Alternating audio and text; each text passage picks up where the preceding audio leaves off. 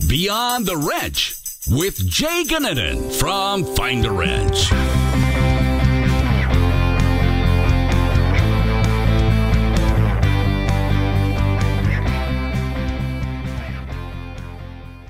All right, today I am really excited to bring our Director of Strategic Partnerships at WrenchWay, Christen Battaglia, onto the podcast. She has done a lot for our WrenchWay as a whole, has a lot of really good relationships in the industry, and today we'll get to learn a little bit more about her and learn maybe a little bit more about building relationships with schools and students. So Christen, how are you today? I'm great, Jay. What's going on?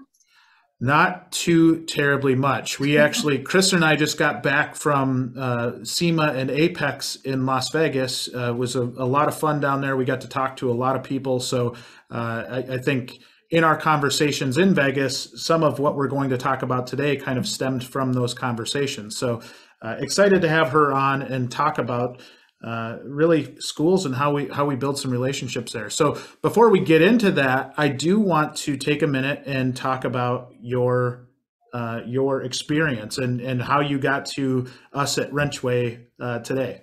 Yeah. So let's start off first and foremost. Grew up in a car family, right? I did. Yes. I'm a car dealer's daughter, and and I'm actually the only family member that's still in the biz. So that's kind of my badge of honor. Badge of honor or badge of resilience, maybe. Or that's just plain crazy, whatever. I don't know. Plain crazy. So what led you to WrenchWay? Let's kind of walk through your career and really what got you to this point today. Yeah. So traditionally I've been in nonprofits for, almost 20 years.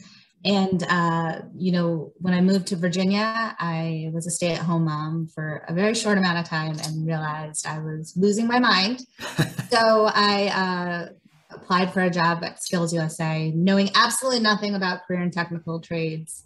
Literally, my experience with vocational or career and tech schools was all the bad kids went across the Hudson River and they went to BOCES, So didn't know a whole lot, learned a ton. I was doing fundraising and partnerships for Skills and was there for several years. And then one of my business partners was ASE.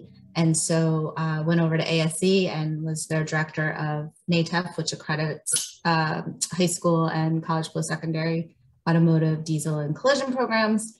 And then went over to the collision side with the iCar Foundation, also known as Collision Repair Education Foundation. Learned a ton about collision and made some really great partnerships there.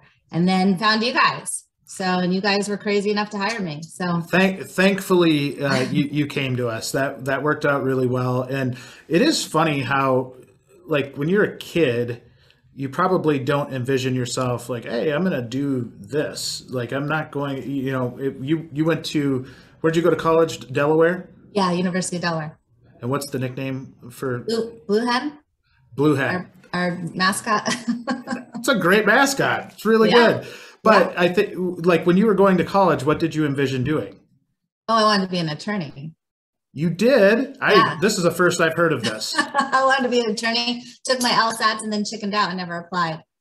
What? Mm-hmm. So you went that far? I did. Yeah. Learn something every day. Every day. So it's fascinating to me, your history and even what led you to us at WrenchWay. You've been here for almost a year already. And we've learned a lot from you in terms of the education side, in terms of the partnership side. And one of the really cool parts that I think you've got a unique perspective on is how the relationship between shops and schools and really how we develop young people into this industry.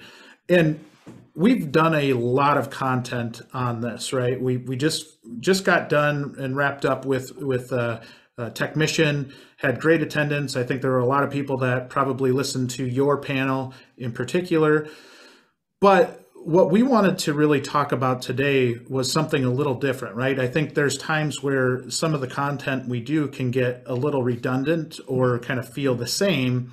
So we want to dive into maybe different aspects of how to build relationships with schools, how to build relationships with students, and maybe some unique opportunities that are out there for the shops listening to be able to do that. So I want to start off with maybe asking this question, and that is, which parts of our message do you feel are redundant? Well, and maybe it's just because I've been doing this for a really long time. But there's several different ways we can approach this, right? And, we've been saying for years, join your advisory committee, involve yourself in the program, help the instructor know what industry needs, all of these things. And yeah, absolutely 100%. Absolutely, industry and the employer needs to be doing that. But I think this day and age, and as advanced as the vehicles are, we need to be just as advanced to engage these students and to really build a good relationship. And we're not engaging the students on any level, and so by being on an advisory committee, that does nothing to get the student excited about getting into the industry. So I think it's maybe a little bit different of approach. Yes, we still need to really help that instructor understand what industry wants, but we need to be engaging these students way better and at their level, and we're just simply not. Which I almost feel like that's somewhat our fault as an industry, right? Is we focus so much on that side, and we do want to promote good relationships between schools and shops, just because for the health of the industry, that's such a big deal. But I think your perspective is really cool here, because you are trying to dive maybe even a little bit deeper, right? Who is it that we're trying to excite, and who is it that we need in this industry? And when you go down to the core of it, it's the people, right? It's the young people that we're trying to make excited about a potential career in this business. So when you look at that, where do you think there are maybe some opportunities for us to stand out to young people? Yeah. Well, so let's start from the very beginning. We engage way too late in the game. Okay. If we're just now engaging students at the high school level, we've missed huge opportunities, right? And so I've been saying this since my Skills USA days. We need to engage at a minimum the middle school level, and I would even suggest going much further down into the elementary schools, right? And so we have to think like them. We kind of almost have to behave like them, and we need to start much younger, and we're just not doing that. I was on a call last night, and we were talking about engaging more women. You think that you're going to engage a high school female and try and attract her into a male dominated field when she's 16, 17 years old? You lost your mind. That just simply isn't going to happen. I have a 14-year-old, and I'm trying to talk him into going into the trades, and he's been hearing me yap since he was probably 8 years old, and it's still hard to convince him. I know he's not going to go into auto tech. I'm like, okay, how about construction? I don't care, just do a trade. And he's my son, and he listens to me all the time about it, and I can't even convince him, So we got to really hit them young and start much, much earlier. Well, and I think something that you and I saw in Vegas, and I had a sneak peek of it prior to that, is something that Full Bay did, right? One of our really good partners of the show and of WrenchWay in general, but they have I have it right over here. I have yours to mail to you. Right. Well, it's a book, right? And it's a book and a coloring book. Yes. And so, like, for me, I've got a 4-year-old son, and I read the book to him, and he was like obsessed with it. He thought it was the coolest thing ever. And, when you talk about getting to that level, maybe not everybody has the resources to make a book or do, something that drastically. So maybe if you're talking to that fixed ops director, you're talking to maybe an independent repair shop owner, and they're saying, oh my goodness, I'm already so buried every day. The last thing I can go do is talk to kindergartners.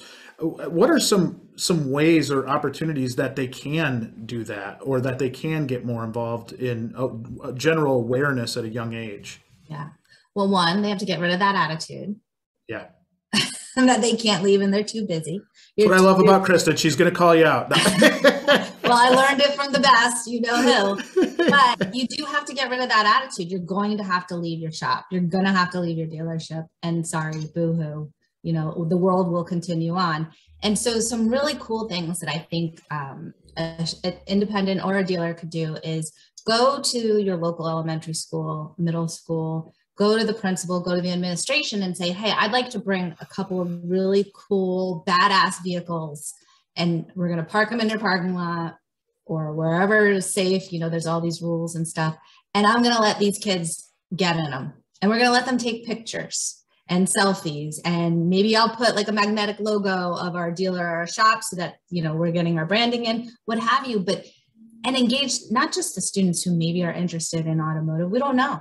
We don't know at elementary or middle school. Engage all the students. And, you know, if you're a Mercedes dealer and you have a really cool convertible or a G-Wagon, like let these kids hop in there and take pictures and just have some fun. Make it fun. We don't make it fun. We make it like, oh, I got to go to class, you know, and it's just, nobody wants to do that. So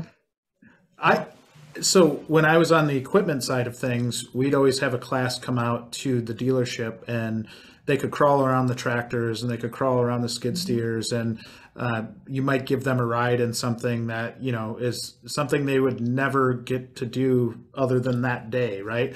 Yeah. And seeing the kids' eyes just glow and seeing how much they enjoy it, because the little toys they're playing with at home, they're actually riding in that right now, right? Like that I think can create a little passion in a young person. And maybe when they're putting that Lego kit together, they're thinking about their ride in that tractor or the G-Wagon or, you know, whatever it is. And it does make it a little bit, not a little bit, a lot more appealing to a young person. And almost subconsciously, right? You're not trying to talk them into a career when they're in first grade. You're trying to get them just generally interested in the industry, right? Yeah.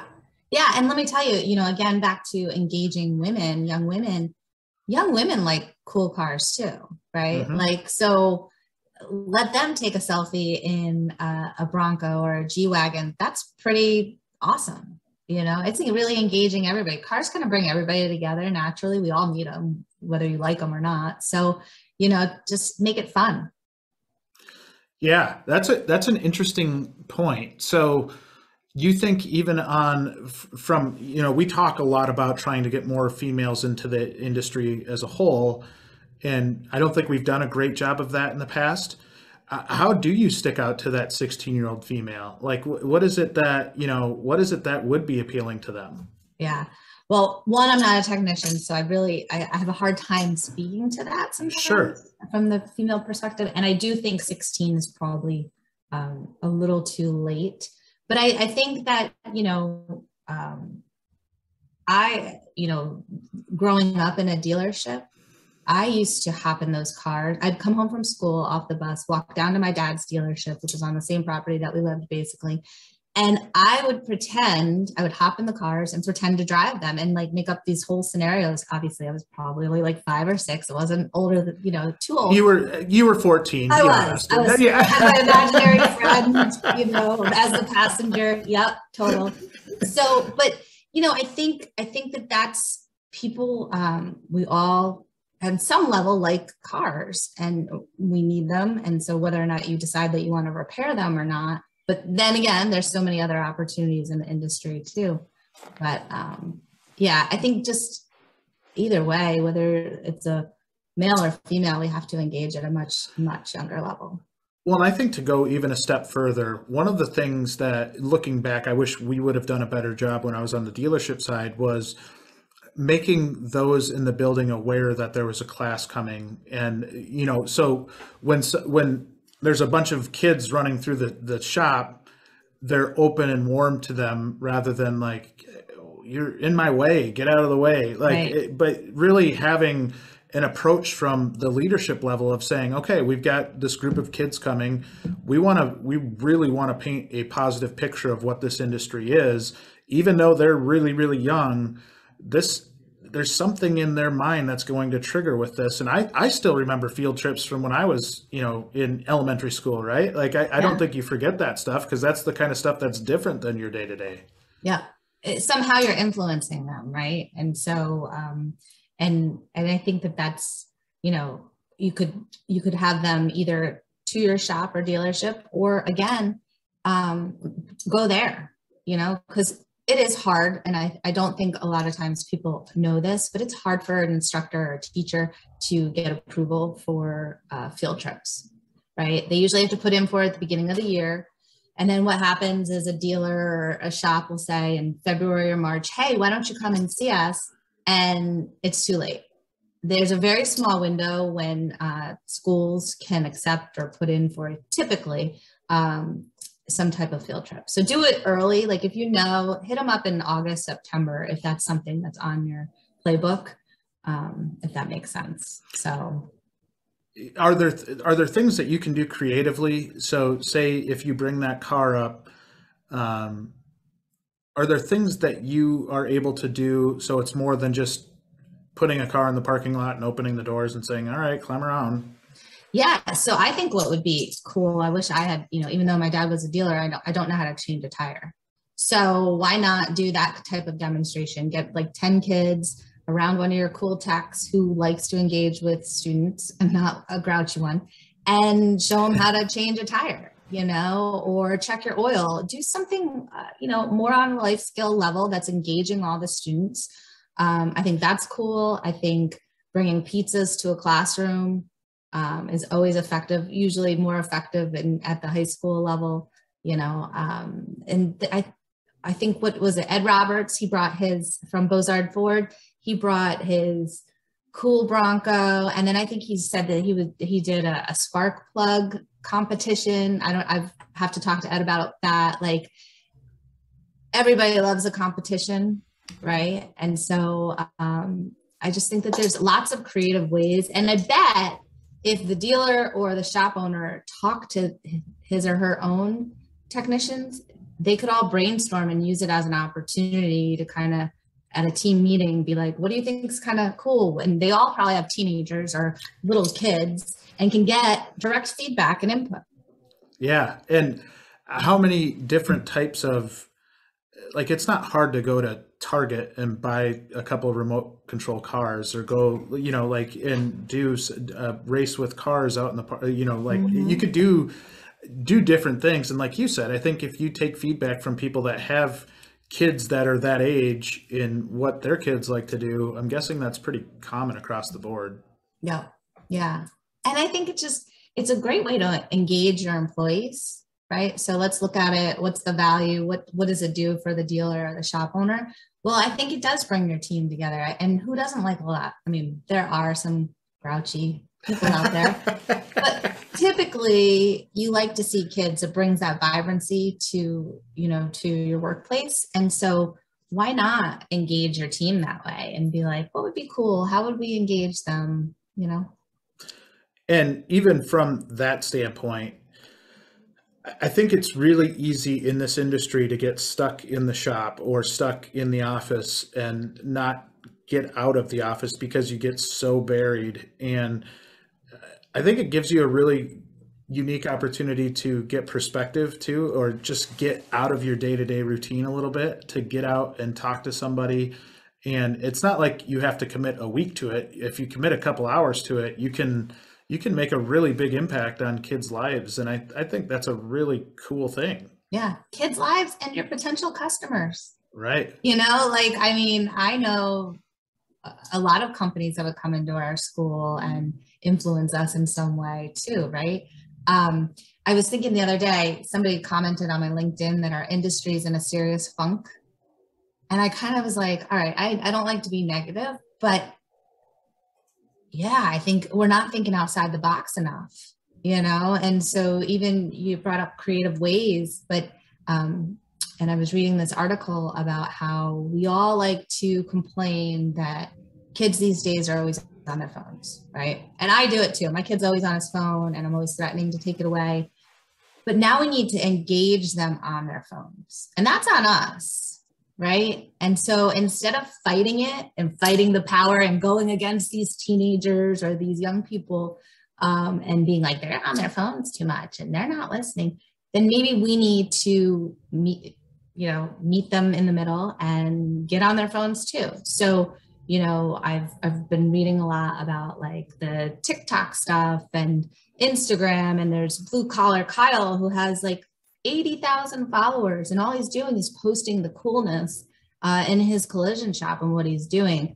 And so we need to, as an industry, stop talking about these students in a negative way and start engaging them in the way that they want to be engaged. Yeah. Right? Like that's what we do at WrenchWay, right? We're engaging technicians, or we're encouraging shops to engage technicians the way that they want to be communicated to and engaged with. But we don't do that with students. And as a society, we probably don't do that with children at all. We talk down to them instead of talking to them. But I think we would see such improvement with our recruiting efforts if we started talking actually to them. Yeah. Well, and speaking their language, right? And if their language happens to be TikTok or text messaging, or, I use text messaging in a little bit different context, but, I think there's a lot of opportunities there. And I see it with there's some really progressive people out there that are doing these things, right? That are going the extra step and creating understanding of the industry. And at the end of the day, yes, it's not the most fun thing to go out and align a car or do a timing belt on whatever, but it's still pretty cool stuff. I mean, to tear into stuff and see how things work. And, I think we're lucky in that our industry, I think, is way cooler than maybe us in the industry think it is. Like, there's a lot of cool parts about this business. Absolutely. Absolutely. Well, it's just like I said, the cool cars and these kids, they want snippets of info, right? That's how they respond. And they don't want to, listen to an instructor, wah, wah, wah, wah, wah, like Charlie Brown's teacher. They need that instant gratification and engagement. And that's what they're looking for. And so I think we as an industry need to try and figure it out a little differently, because it's just, we're not keeping them we're not really getting them into the industry, and then we're definitely not keeping them in the industry. Right. And so one of my struggles, and I've talked about this in the past, but I did a presentation, and it really wasn't a presentation. It was me talking for a half an hour to 8th graders a while back. And I so struggled on trying to connect with them. And normally I feel like that's one of my strengths, is being able to connect with people. And so that bothered me, right? Like I went and talked to these people, and after the fact I got off of it, and I'm like, I'm very confident in my abilities, but I sucked right there. That was not good. And maybe I detracted people from wanting to come to our industry. But I feel like there's others in the industry that feel that way too, right? When you start talking to elementary school kids or middle school kids, we're so conditioned to talk about business and so conditioned to talk about, sales and marketing and all of these things that an 8th grader or a 6th grader or 4th grader, they don't care about. Like, they legit just do not care about. How do you get to that level? I mean, and I think for me, it's a struggle to open up beyond what I know, and to know that, like, I don't know anything about these kids. Like, it doesn't feel like that long ago that I was that age, but when I talked to them, it felt like that was a long, long time ago. Oh yeah. Yeah. It's like, my kid thinks I'm probably like 80 years old. Right. And so, just the other day I did a TikTok video dance with my daughter, who's 8. And wow, I know it's not pretty, but she thought it was great. You know what I mean? And I had to let go of all my inhibitions and worrying about how I looked and all those things. And I think that's what we do is when we get up there, we're only thinking about us and how we feel. And it's like, just be silly, just be goofy, or just kind of, you know, you're not going to get a whole lot, and don't expect a lot, because you're not, I have a 14-year-old, you're not going to get a whole lot out of them. You know what I mean? They look like they're not engaged, but they probably are hearing more than you think. And so just, again, it's not about us, it's about them. You got to get down on their level. And I think like Ed Roberts is doing a great job. And there's some people out there who are doing a really great job at engaging younger generations.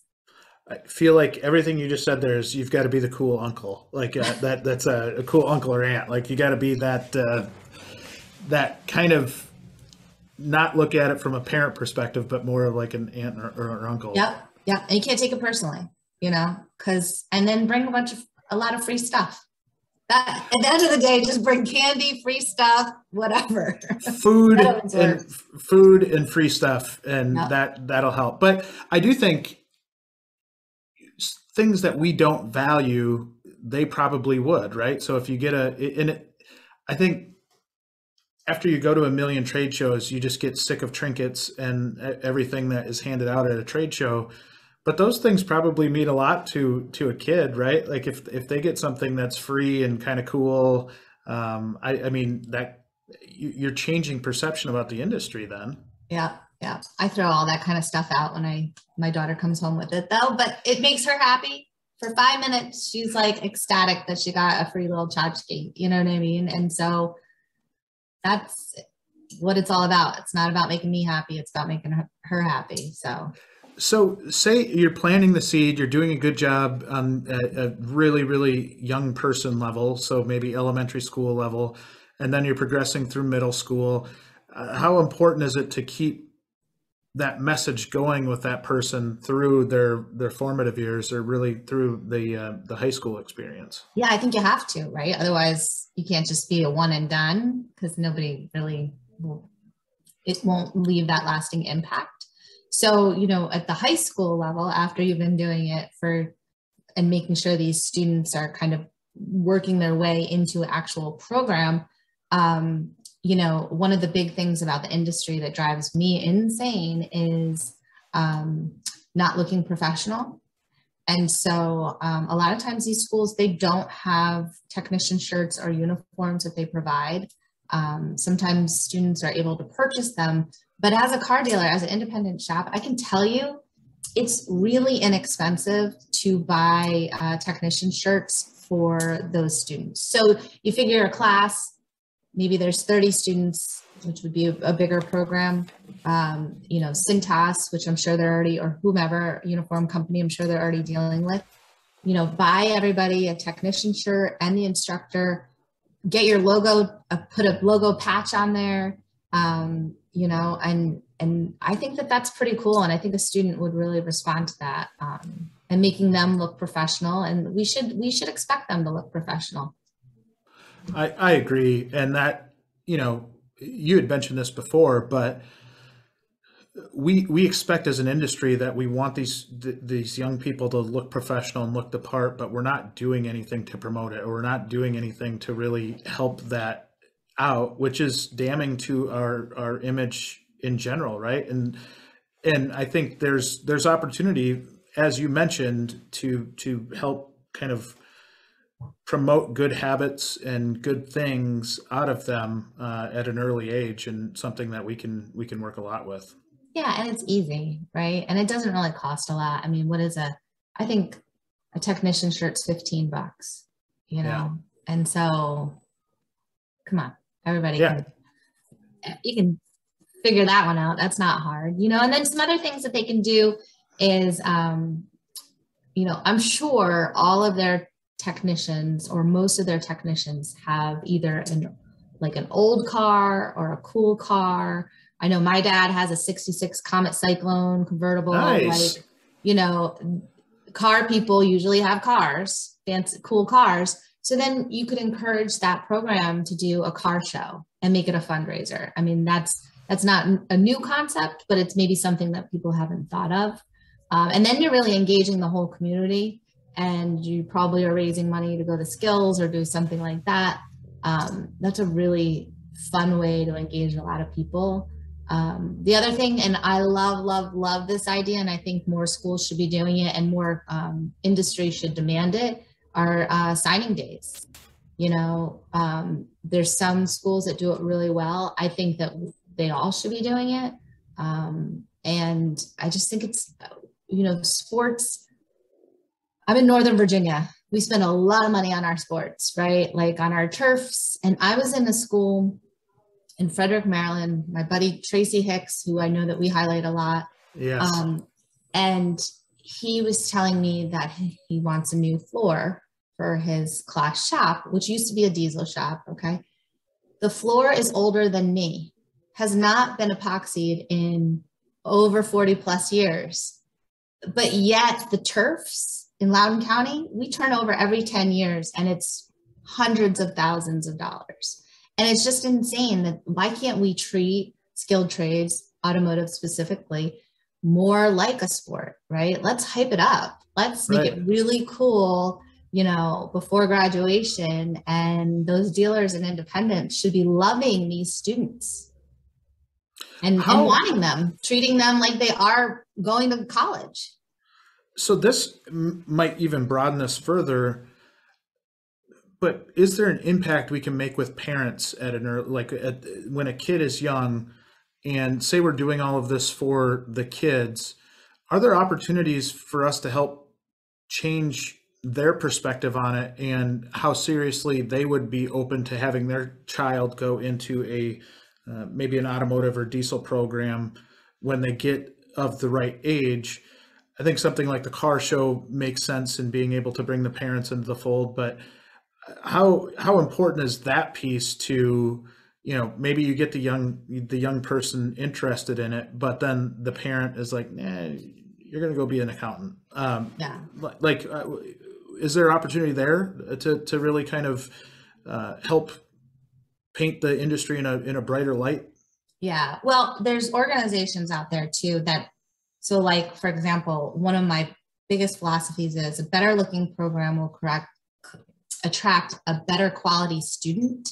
And if you walk into some of these class shops, would you want your kid working in there? Right. And so sometimes that's out of the instructor's control and they're really doing the best that they can on a very limited budget, but we have to think more outside the box. If we're not going to be able to do a total reno of a classroom, how are we going to engage parents? And I think that signing day thing is one way to do it. If you can show that, you know, their child is going into even a part-time job for the summer, let's make that really announced to the community, to the parent. You know, I think we just don't make this attractive enough as an industry. And that's why everybody wants to go to college, because it's like you're waiting by the mailbox for the acceptance letter, you know, and it's such like a kind of a mysterious thing. And then it's like, oh, well, you're just going to go into an automotive program. Yeah. Hopefully you'll finish. Yeah. Hopefully you'll finish high school. Right.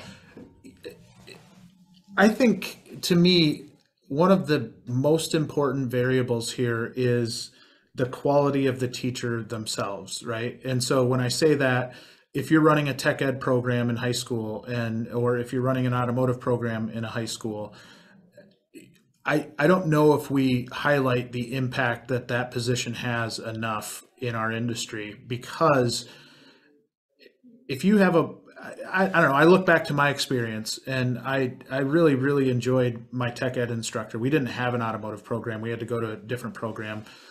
He's kind of an old school guy, but it was always fun to be in his class and we always enjoyed it. And I think it piqued our interest.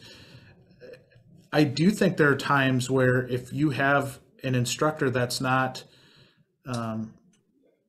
self-promoting or doesn't feel comfortable doing that or doesn't want to bring attention to their program, that can be really damaging to the development of a program, right? Like if you don't have that good personality out front to share that there are smart and good people in this industry, that can be a major road bump. And we already have enough road bumps with the guidance counselors and everything else.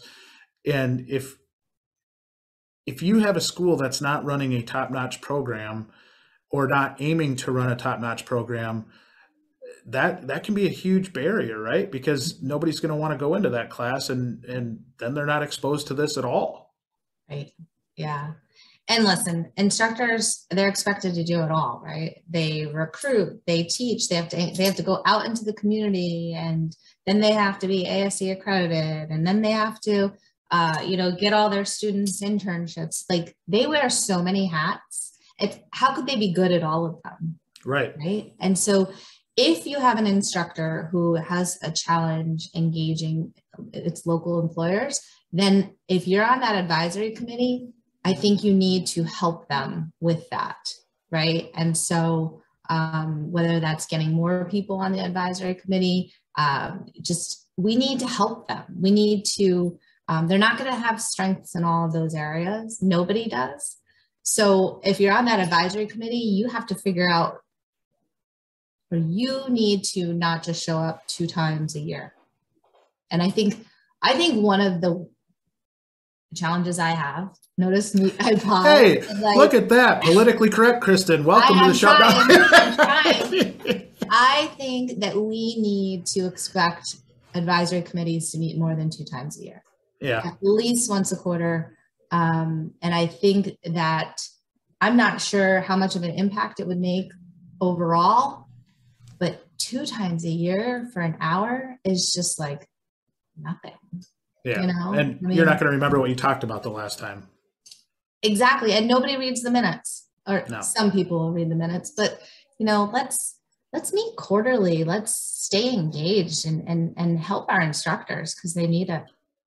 What if you're a part of an advisory committee, and this is more around advice to industry, and say you've got an instructor that's just not overly engaged, right? That is almost checking that box, or, just, do you have any advice on how to get them engaged, or how to, I talk to a lot of shops that they want to help the school out. They want to get engaged with the school, but they don't maybe feel as reciprocal. Like they don't seem, or not reciprocal. They don't see the favor being returned. Right. And I think it's in their hearts that they want to help out, but maybe they're just not getting the action from the school side. Do you have any advice, maybe on how to engage further in that relationship? Yeah. I mean, you just have to go to their administration, and that sounds a little harsh.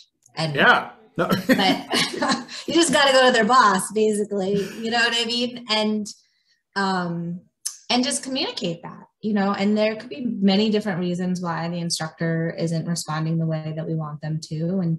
But at the end of the day, you have to, I hate to say it, go to their administration.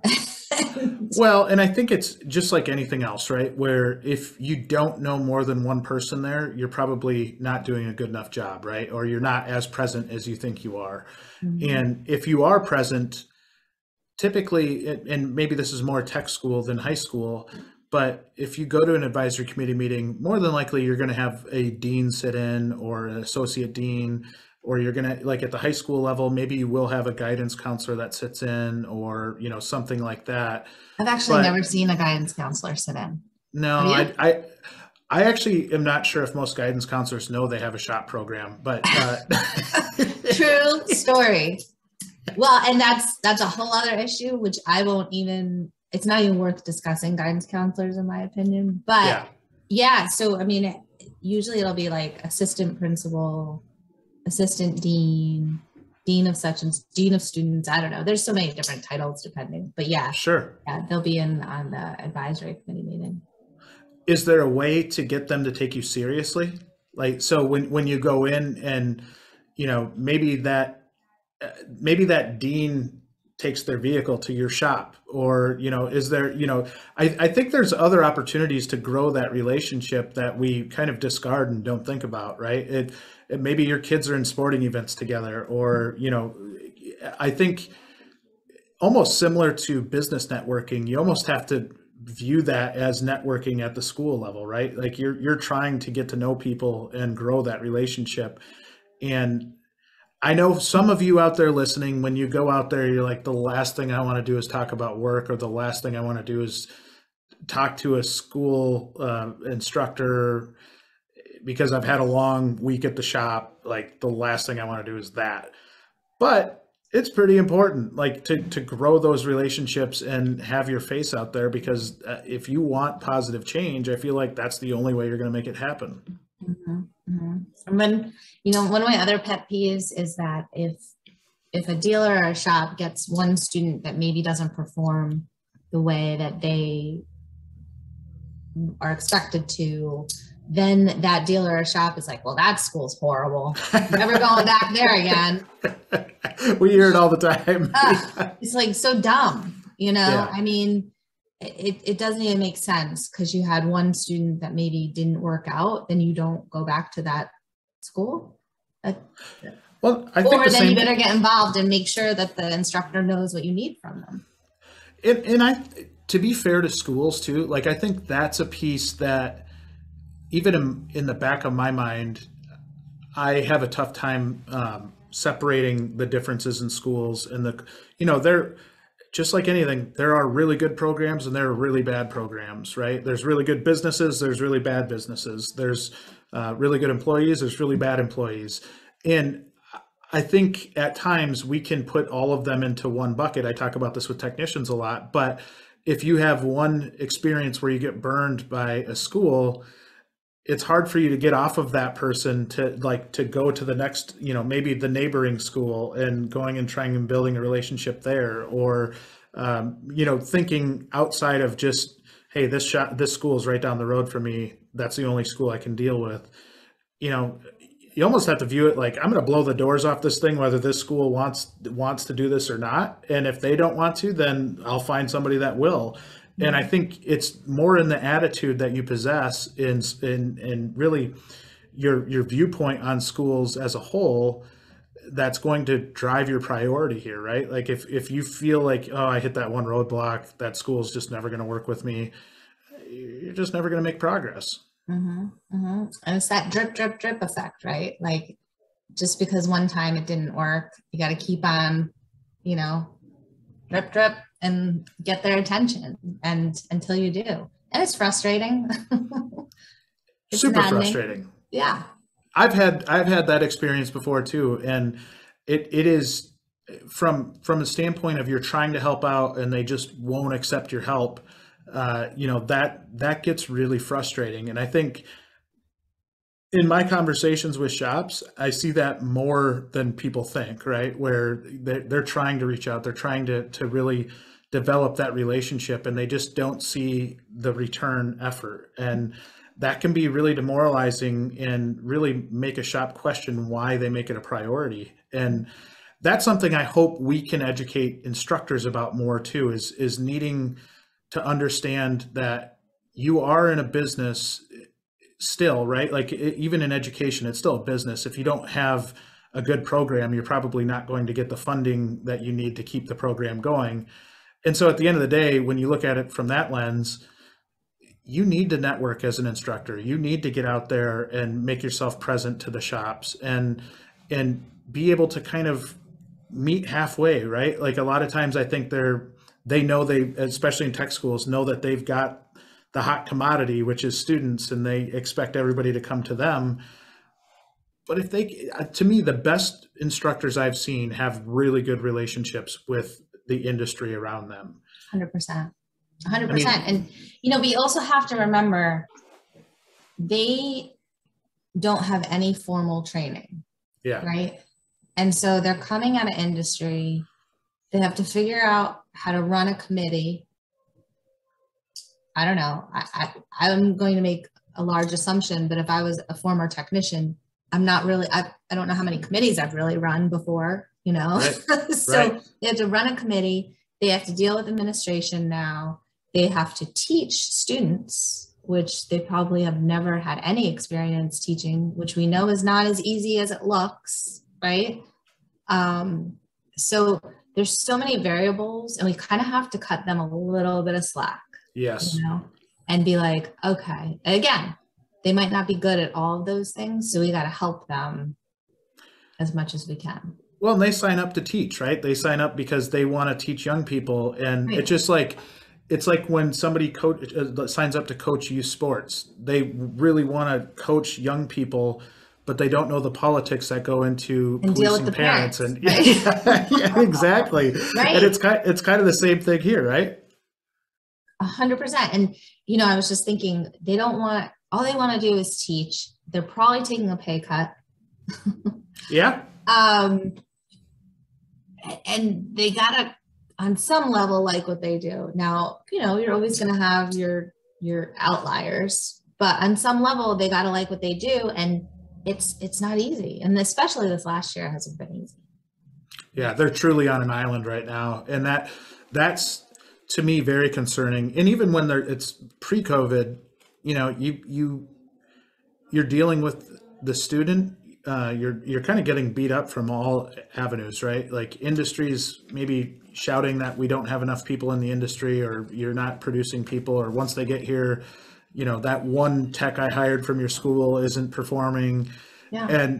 And so then they get it from administration as well. If enrollment numbers aren't where they should be, or if you're asking for funding for something and it's a budgetary thing, like there's a lot of stress that goes into it over and above teaching. Oh, and by the way, now you have to be a professional fundraiser too. Yeah. No, seriously, now you have to go out and ask industry for stuff.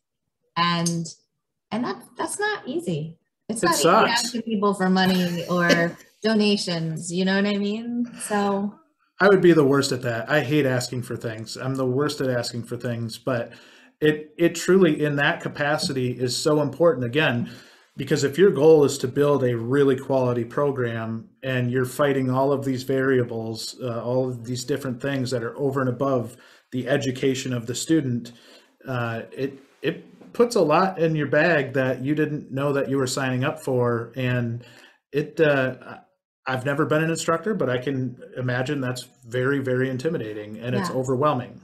Yeah. And now you have 15, teenagers or college students, and you're trying to show them how to work on a car and keep them engaged. And I mean, there's just so much craziness to it that when I start to kind of get down on instructors or I'm frustrated, and then I'm like, Christen, chill, you get to sit at a desk all day, and maybe get annoyed here and there. They're juggling a lot.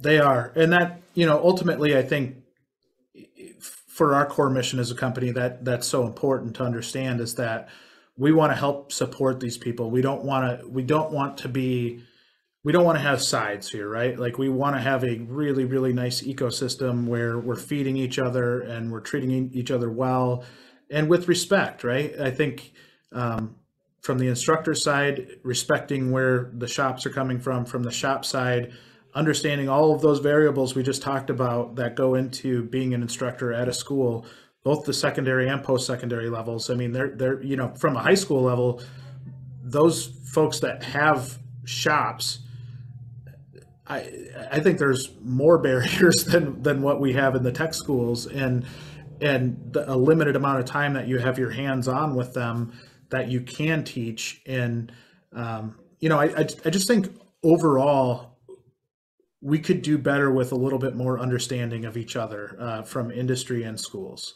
I'm gonna cheer up, Jay. Oh. You can write a song with that. Yeah. Well, I think I do think it's important, and I do think that that's really our mission and what we're trying to do is that we need to get that buy-in from both sides. We need to work together, and it's we got a long way to go. I think there's a lot of things we do well. We talked about a lot of the stuff that we don't do well, but there are really progressive people out there that are doing the right things right now, and hopefully we can find them, highlight them on whether it's the podcast or doing a spotlight, or really looking at those success stories, because a lot of times we just don't hear those, and I think it's really important that we do. Yeah, absolutely. Spread the love and understanding, right? Yeah, it's just we just all butterflies and rainbows, right? We'll be all right. But, no, I think it definitely, there's room for improvement, but there's a lot of great people in our industry that do want to help. There's a lot of great instructors. There's a lot of great shops and technicians. So, again, just bringing awareness and thinking creatively and out of the box, Yeah. Well, and I hope that's what people take out of this podcast is there are opportunities out there, especially if you prioritize them and you prioritize those relationships because they're both from the school side and the industry side, having those relationships meet in the middle, really, really important and something that I hope people can take away from this podcast. So thank you, Christen, so much for doing this podcast with me. I didn't even really have to twist your arm that much, which is really exciting. I'm not sure I could have said no, though. That's the only thing. I kind of figured this wasn't really a yes or no question. It was when are you available? We're doing this. So the next one we're going to do is just an hour-long bitch session on guidance counselors, right? Like we'll just do. It's not even worth the time. Honestly. We should one of my goals is to have a guidance counselor on the show to talk about this because I do think it would be fascinating in so many different ways to get somebody on that has an open mind and can talk through this. So maybe we'll do that one together. Let me know. All right. Well, thank you, Christen. We appreciate it. And for those of the listeners that would like to reach you, how do they get a hold of you? Oh, Christen, CHRISTEN at WrenchWay.com. Nice. And I would encourage you, school, industry, whoever you are, reach out to her. Christen is extremely smart, extremely helpful, and is very, very passionate about this part of the business. And I think she can help you out a lot. So thank you very much and have a great day. Thanks, Jay.